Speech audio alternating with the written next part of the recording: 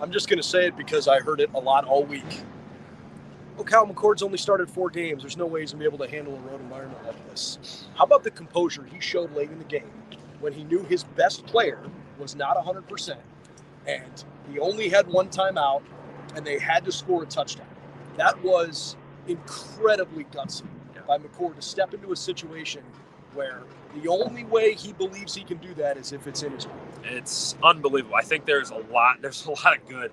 My favorite part about his day today, beyond that, was no sacks. Yeah. There's no sacks taken. And honestly, a lot of toughness he showed on what ended up being a grounding call, but he didn't get sacked. Fine, didn't get sacked. And okay, if Marvin, instead of going left, turns right, it's an incomplete pass. You know, it was just a situation where he went left and he was throwing it out of bounds and just getting it away. But it's little things like that where that changes the game. And go on the flip side of things. Okay, Notre Dame is trying to run the clock out. Sam Hartman goes the wrong way on handing the ball off. They lose 5 yards.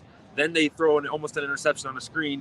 And then this whole situation happens. You know, that's composure from your quarterback that either gives you a win or gives you a loss. And Kyle McCord on the road went in and was the better quarterback today, and his team comes out with the victory. How about Xavier Johnson? Unbelievable. Captain, you know, the guy isn't going to get the volume of touches that most captains will because of who's in front of him on the roster. Yeah. He got 1 catch. Yeah. And it was game-changing. And so smart, too. It was the clip, the back view of it. I'm sure you all saw it on TV where they had 2 blitzers come off the edge. Guy dropped too far out of his zone, and his head was like on a string. The guy drove past him, and it was on a string right back to the quarterback, and the ball hit him right in the chest and just open field.